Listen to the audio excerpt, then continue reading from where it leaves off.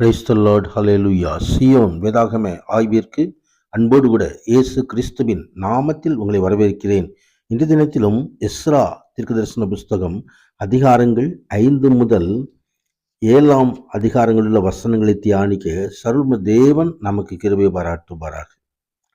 5வது அதிகாரத்திலே ஆகாய், சகரியா என்பவர்களின் தீர்க்கதரிசன ஊழியங்களினால்தான் ஆலய வேலையானது புதுப்பிக்கப்பட்டு கட்டி முடிக்கப்பட்டது.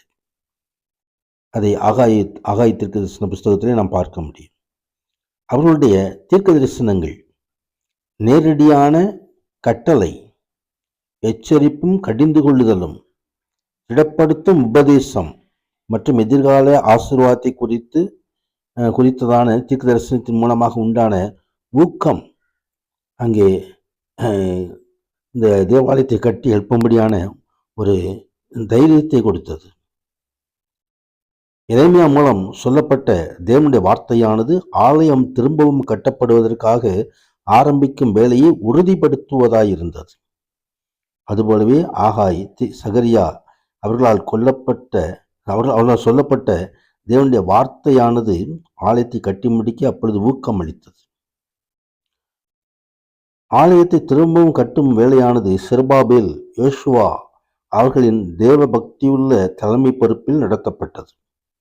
இருந்தாலும் தேவனுடைய வீடு வெற்றிகரமாக திரும்பவும் கட்டப்பட்டதற்கான மேலான 2 காரணங்கள் பல தடைகளுக்கு மத்தியிலே திட்டமிடைவதற்காய் இங்கே அந்த தீர்க்க தரிசன வார்த்தைகள், அதோடு கூட அங்கே மூப்பர்கள் மற்றும் ஜனங்கள் பிரதிஷ்டையானது மற்றொரு பகுதி. அவர்களுடைய ஒத்துழைப்பு அதில் மகிமை உண்டாவதாக. ஆண்டவர்தாமே தமது வார்த்தைகளை அனுப்பி மகிமையான காரியங்களை செய்கிற தேவன்.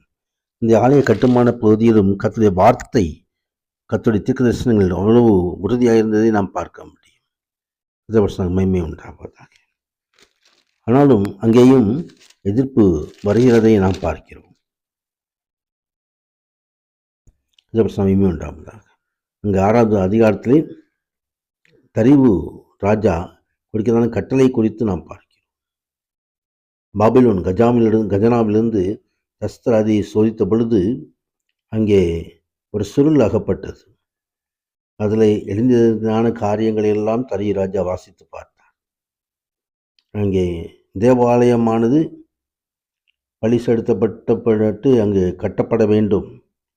அங்கே தேவானது எப்படியெல்லாம் அந்த எவ்வளவு அகலத்திலே, எவ்வளவு நீளத்திலே, எவ்வளவு உயரத்திலே கட்டப்பட வேண்டும், அதற்காக எவ்வளவு செலவுகள் கொடுக்கப்பட வேண்டும் என்பதையெல்லாம் அந்த சுருளிலே எழுதப்பட்டிருந்தது.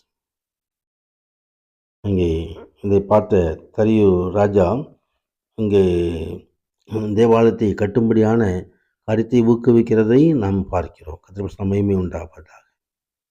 எருசலேமில் இருக்கிற ஆசாரியர்கள் பரலோக தேவனுக்கு சுகந்த வாசனையாக பலிகளை செலுத்தி ராஜாவுக்கும் அவர் குமாரருக்கும் தீர்க்காயுசு உண்டாக மன்றாடும்படிக்கும் செய்யப்படுவதாக என்று சொல்லி இங்கு ராஜா சொல்கிறதான காரியத்தை குறித்து பார்க்கிறோம்.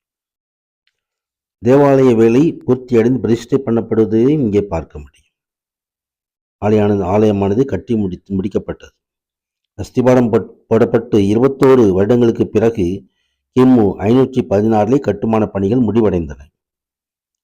அங்கே கற்பனைகள் அடங்கிய 2 கற்பனைகள் வைக்கப்பட்டதான இந்த உடன்படிக்கை பெட்டி அந்த ஆலயத்தில் இல்லை. யூதா வரலாற்றில் உள்ள ஏதோ அது அந்த உடன்படிக்கை பற்றி அது மறைந்து போய்விட்டது. 7வது அதிகாரத்திலே இங்கே 6வது 7வது அதிகாரங்களுக்கு இடையில் சுமார் 60 ஆண்டுகள் இடைவெளி இருக்கிறதை நாம் பார்க்க முடியும். இக்காலத்தில் தான் சம்பவங்கள் பெர்சியாவில் நடந்தன. எஸ்தர் புஸ்தகத்திலே குறிப்பிடப்பட்டிருக்கிறது.